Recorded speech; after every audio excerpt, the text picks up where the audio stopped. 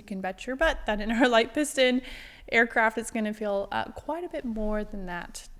The holes in the cheese are lining up. Convective activity, thunderstorms. No go. Hey there, and welcome back to Aerosafe, the General Aviation Weather Channel. Today is April 14th. It's 11 a.m. Eastern or 1500 Zulu time. As a flight instructor, there's one phrase that comes up consistently. One exact string of words that people often say to give a reason for why they never finished flight training. Life got in the way. I bring that up because it's been a couple weeks since we've seen each other, and life got in the way. Last weekend was opening weekend for Youth Turkey here in Kentucky, and so I decided to put down Aerosafe for that weekend and take my son hunting. And fortunately, we had a successful hunt. Beautiful morning. The weekend prior to that, we had plans to go to Asheville for a wedding. So we loaded up the TBM, hopped in there, and took the short 30-45 minute flight from Lexington to Asheville for a beautiful wedding for some friends. Now, going into Asheville is always bumpy, and it was very bumpy that day, very windy. There were strong winds from the west and some low-level wind shear. Now, practically speaking, as a pilot, that's not a situation I'm excited to be in, but there are ways that we can practically mitigate that. We brought in extra energy on final for a couple reasons. Primarily was the low-level wind shear, and then second was the strong winds coming from the west on final approach. So with strong winds, our ground speed went down, and if we were to maintain our normal descent rate, we would wind up below the glide slope, and then, when you get low, there's a potential to want to get slow. So instead, we managed our energy, brought in some extra power, and it was a nice landing, followed by a beautiful wedding. So welcome back. Thanks for sticking with it, and I'm happy to see you here again. Here on Aerosafe, we talk about weather for general aviation pilots. We look at areas of VFR weather across the countries, areas of IFR weather across the countries, and discuss the potential hazards that exist within those. We're talking general aviation here, right? So mostly piston aircraft without certification for a flight into known icing. We're limited in our capabilities in terms of the weather we can fly through, and we can't get above it, and sometimes we can't outrun it. Combined with that some of us may just be private pilots without an instrument rating, and then it becomes really important, even further important, to talk about how we can make good decisions based on current conditions. We're going to use the Aerosafe Weather Brief Checklist, which is accessible at gilbertaviation.com/aerosafe. You can download a free PDF there. The Weather Brief Checklist takes you through your 91-103 pre-flight action requirements. And then on the second page, it goes into weather reports and forecasts and the actual products that you would want to look at. So using this tool, we're going to start with the surface analysis. This chart shows us the frontal and pressure systems across the country. We got high pressure over Florida. Isobars are very far apart. The isobars are the little gray lines which show us the areas of contiguous pressure, just like a topographic map shows us the areas of contiguous elevation. A little bit of a warm front from West Virginia up into Michigan, where there's a low pressure system. From that low pressure system, a cold front that extends all the way into Wyoming. There's a low pressure system over Kansas, and check ride question, what is that yellow line with the semicircles that stretches from the low pressure down to the western part of Texas? That yellow line with the semicircles is a depiction of the dry line. So where frontal systems show us the difference between cool air masses and warmer air masses, the dry line shows a depiction of the boundary between the dry air from the desert over the Four Corners and the moist air that comes in from the Gulf. Now, we do see a lot of precipitation, and there's going to be some cloud development over here, over the Gulf region, and that is, from what I'm seeing, going to be caused by the leading edge of that dry line. There's high pressure over the Four Corners and up into Montana and Idaho, and then some low pressure over Nevada and Oregon, with a cold front that extends all the way down and out through the Baja Peninsula. Low pressure off the coast of California. Low pressure is an area of rising air, and with that rising air, we get one of the ingredients for cloud formation or precipitation, which is lifting action. And we see that on the satellite radar here. We see some precipitation. Now, where it's warm enough, that precipitation is liquid, so rain. And then where it's cold, that precipitation is frozen, which it would be snow. Actually, the pink would be a mix. So blue would be snow, pink is a mix, as depicted by the legend on this chart. All right, so there's a look at the frontal and pressure systems across the nation today. Now let's look at the metars and TAFs across the country. Looking at the metars is going to give us an idea of the flight category for each airport. So we've got VFR, marginal VFR, IFR, and low IFR. It's important to remember that flight category is different than your basic VFR weather minima, which are airspace dependent. When we look at flight category, VFR is anything with a ceiling greater than 3,000 or visibility greater than 5 miles. That's what's actually reported at the airport. IFR would be a ceiling less than 1,000 and visibility less than 3 miles. Marginal VFR, somewhere in the middle, between 1,000 to 3,000 foot ceiling and 3 to 5 miles of visibility. And low IFR is the really nasty stuff with a ceiling below 500 feet and visibility less than a mile. Or, important to remember, it's or. Only one of those criteria needs to be met. Last year here in Kentucky, we had really low visibility as a result of the wildfires up in Alberta, Canada. There were days that visibility got really, really low, below a mile, but there were no clouds to be seen, no ceiling, no cloud layer, visibility less than a mile. It's low IFR. Okay, so at a quick glance, we've got VFR through a lot of the country. Not only VFR, but I see very few ceilings. If we pull up our METAR symbol, we can understand how the depiction of the weather station can tell us a lot of information. It can tell us if we're VFR, marginal, VFR, IFR, or low IFR. And it also tells us the layer of clouds that exist with the most sky coverage. So if it's white in the center, then it is clear. If there's a little line, then it's few. Quarter, scattered, broken is 3/4 full. And overcast is totally full. That's just for the depiction. Central US is really clear, even down in Florida is pretty clear, where we begin to see some ceilings and we begin to see a change in flight category from VFR to marginal or IFR. It's kind of in this Gulf area here, so Louisiana and East Texas, and then up into Arkansas as well. Okay, here is another check ride question for you. Here at Texas Gulf Coast Regional, what is the lowest ceiling that is present? So here we see 2 layers of clouds at Texas Gulf Coast Regional. We've got a scattered layer at 2,100 and an overcast layer at 2,700. Now a ceiling is defined as either a broken or overcast layer. Anything below that is not a ceiling.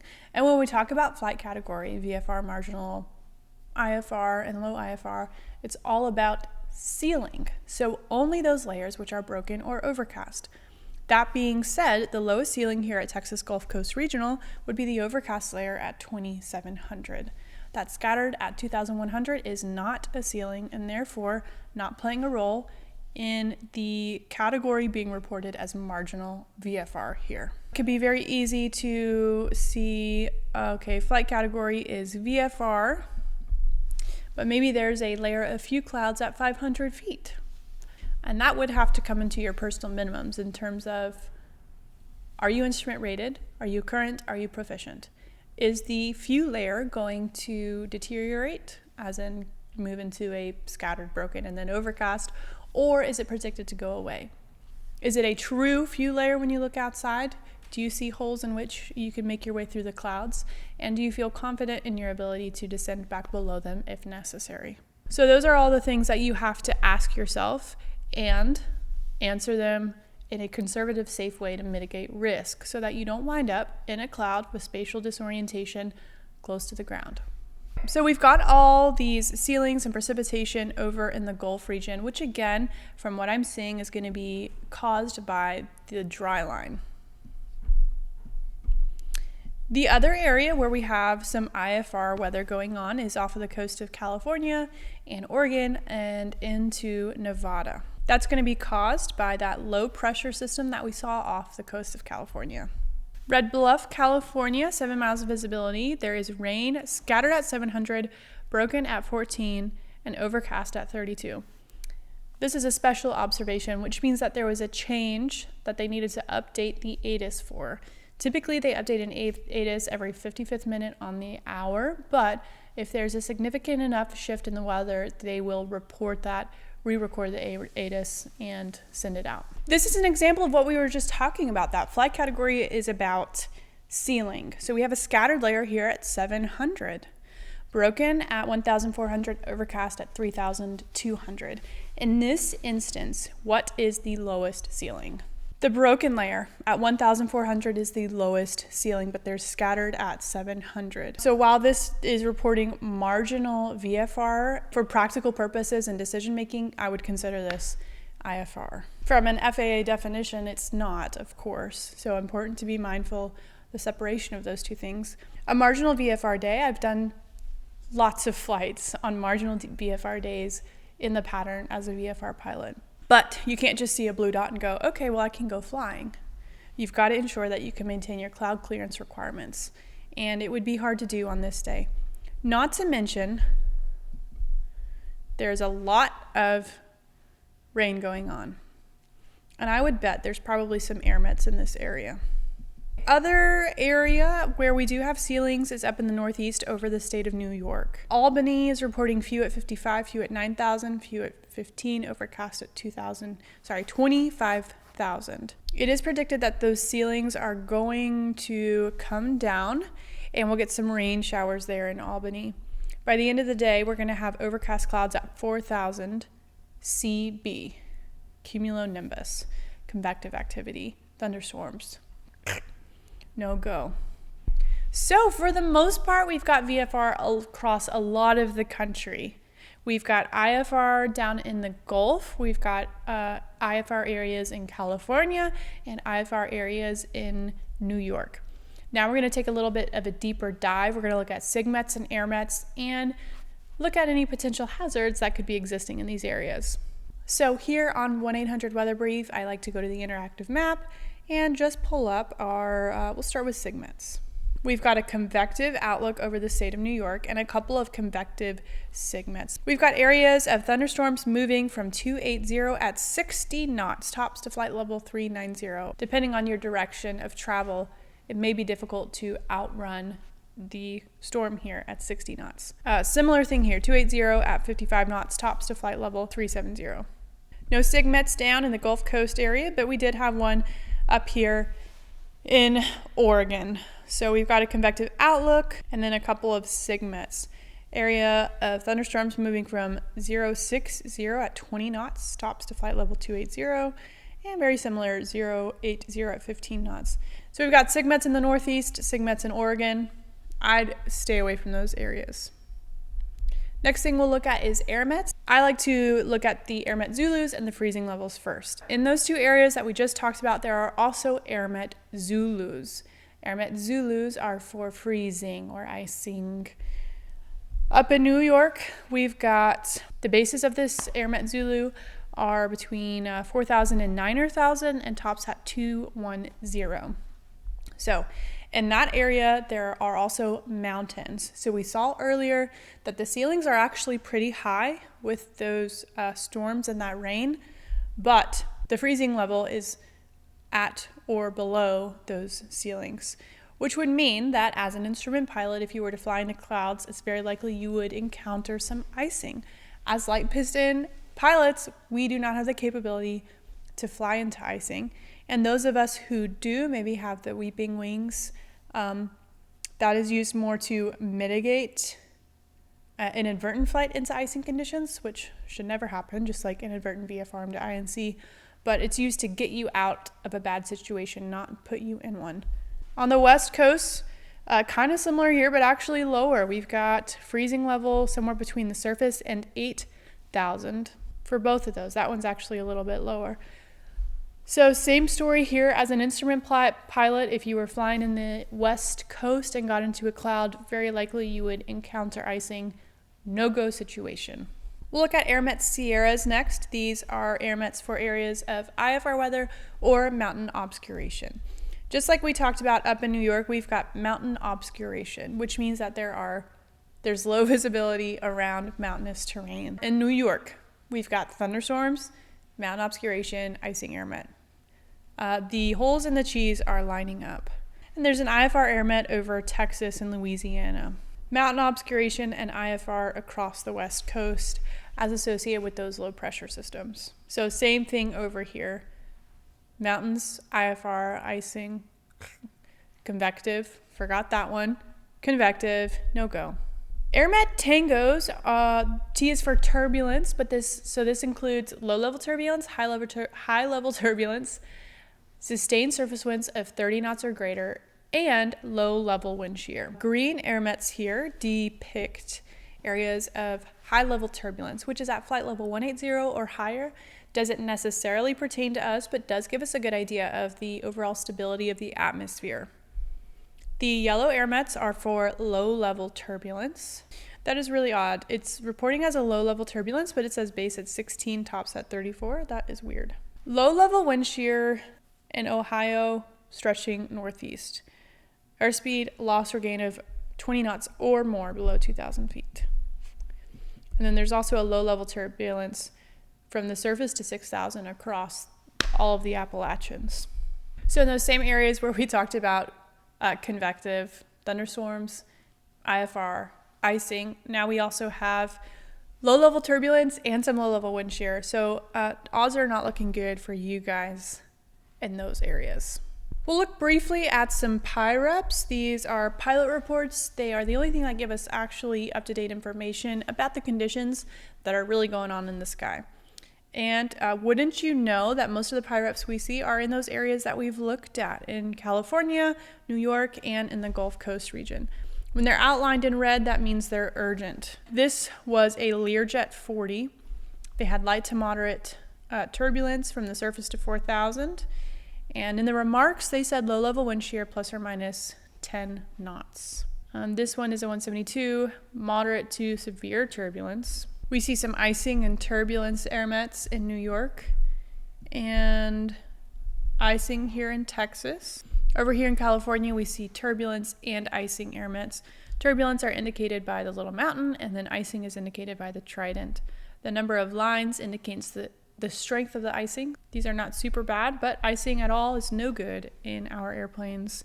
Other than that, we have a few little random PIREPs here and there. So as we would presume, most of these PIREPs are associated with those areas we looked at earlier, California and New York and the Gulf Coast. We've got some icing, some turbulence. The rest of the country, there aren't many PIREPs. When you're looking at PIREPs, you want to look at what the remarks are, what they're reporting, the altitude at which they're reporting it, and the type of airplane. If a Boeing 717 is reporting moderate turbulence, you can bet your butt that in our light piston aircraft it's going to feel quite a bit more than that to us, as we are lighter and more subject to the winds and the turbulence. PIREPs are also super important, not just for communication from pilot to pilot, but also for communication between pilots and meteorologists. At the National Weather Service, the Aviation Weather Center, they look at modeled data to create the AirMets and the SIGMETs. And if they put out an AirMet for turbulence and never see a report, a PIREP for the turbulence, they begin to question if their algorithm is right or if the data is accurate. So be mindful. You can always contact flight service in flight to give a PIREP. They'll be very thankful for that. We looked at SIGMETs, AirMets, PIREPs, freezing level. We'll look at cloud coverage. The cloud coverage chart is available on 1-800-WEATHER BRIEF by clicking on weather charts and then going to cloud coverage here below. This supports a lot of what we've already looked at. We know that for large part, the areas of IFR are going to be no-go for us light piston. But this gives us pause and a little time to look a bit more in depth at what's going on here in the Gulf area. The way I like to use this chart as a VFR or IFR pilot, if I have a choice, I'm going to choose to cruise at an altitude that is not IMC. Now that may mean you're below a layer that's above you. It may mean that as an IFR pilot, you get above a layer. The fatigue associated with flying long distance cross country in IMC can play a role on our decision making down the road in the flight. We know California's no-go. We know New York's no-go. Up here in Montana and North Dakota, there is an overcast layer, but look how high it starts, 11,000. I'd have to look if I were flying here, but I know there is some terrain in that part of the world. So you'd have to ensure that you can maintain your terrain and obstacle clearance, but the clouds are pretty darn high, so you should be able to fly underneath those. Now, the opposite side of that is here in the Gulf Coast. We know there's some yucky stuff going on, but if you look up in Northeast Texas, the broken layer's at 2,500 and the top of that is at 4,000. And that seems to be true throughout most of it until you get into the bulk of it here in Central Texas. So because there's high pressure in that area, we don't see a lot of vertical development associated with this system here. Pretty high pressure in that area. Clouds that exist are a stratus layer, a stratified layer of clouds, and any precipitation is going to be more showery rather than stormy.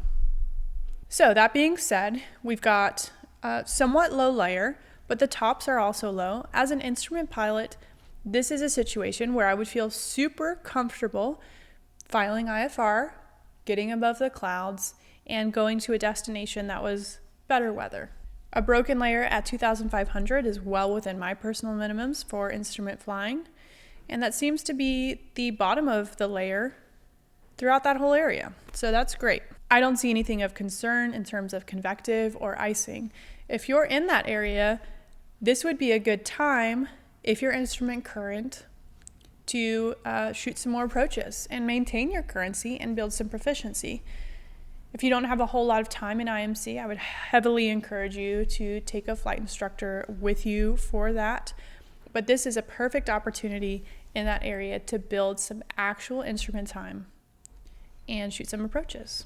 You'd have to look a little bit more in depth to see if the ceilings are low enough, if the clouds are low enough to support logging the approaches. There are some criteria that need to be met in order to legally log an approach. If you're flying in an aircraft in instrument conditions, you have to be established on every leg of the instrument approach procedure, and you have to go visual in the portion between the final approach fix and the runway or the missed approach. So basically, if you're in clouds past the final approach fix and you go visual after the final approach fix, you can log the approach. That differs from simulated conditions in which we need to fly all the way to our minimums. So again, that's a nice area to practice some approaches and log some actual time. All right, we looked at cloud coverage, freezing level, winds aloft. We could glance at those real quick. And it looks like they're not wanting to come up right now, but you would want to use the winds aloft to determine your ground speed once you calculate your true airspeed given your POH performance charts and the current environmental conditions. You'd want to look at your winds aloft to calculate your ground speed, your time en route, and then therefore your fuel burn to determine if you can make it within your personal minimums, and then also, of course, your legal minimums. We've looked at metars and TAFs. We'll look at the aviation surface forecast. That is under weather charts. And then down in the bottom right, visibility, surface winds, precip, and weather. It is pretty windy on the East Coast today. It's beautiful blue skies, but pretty windy. So we see winds, we see gusts as indicated by the red lines. We see our IFR air mets, we see some convective, some thunderstorms up here in the west, a little bit of IFR over Texas, and rain in New York. This supports a lot of what we've already seen, which is we're VFR throughout a lot of the country, but it is windy, and it includes those IFR areas that we talked about earlier. When you look at these charts, the more colorful they are, the prettier the worse the conditions are for flying. So for me, the chart like this, where there's not a whole lot of color, especially in a big chunk of the US, to me, that is what makes a pretty chart. We looked at metars and TAFs, and if you are going to actually be doing a cross-country flight or any flight, you'd want to call 1-800-WEATHER-BRIEF. Talk to a briefer, get some second opinions, see if there's anything that you missed in your own personal briefing, self-briefing of your flight. You could also call a trusted CFI to get some opinions and ideas about what's going on. Which leads me to my question. If you have any flights coming up that you'd like to do an in-depth weather analysis on, please reach out to me and I'll get that going. We can do a little mini series where we look at your flight, maybe even review your flight planning if you're willing to be so vulnerable. And we'll review your flight, and in the days leading up to it, we can dissect it, do a weather briefing, and talk about some weather-related decision-making. Again, if you're interested in getting this Aerosafe weather brief checklist, you can go to gilbertaviation.com/Aerosafe. If you have any thoughts or questions along the way, please let me know. I'd be happy to reach out and answer those questions for you. It looks like it's going to be a beautiful next couple of days through a lot of the country. So my question to you is, what are your plans for this week to make yourself a better pilot? Leave a comment below and I'll reach out, get your contact information, and send you some free Aerosafe swag. Thanks so much for tuning in. We'll see you next week. Bye.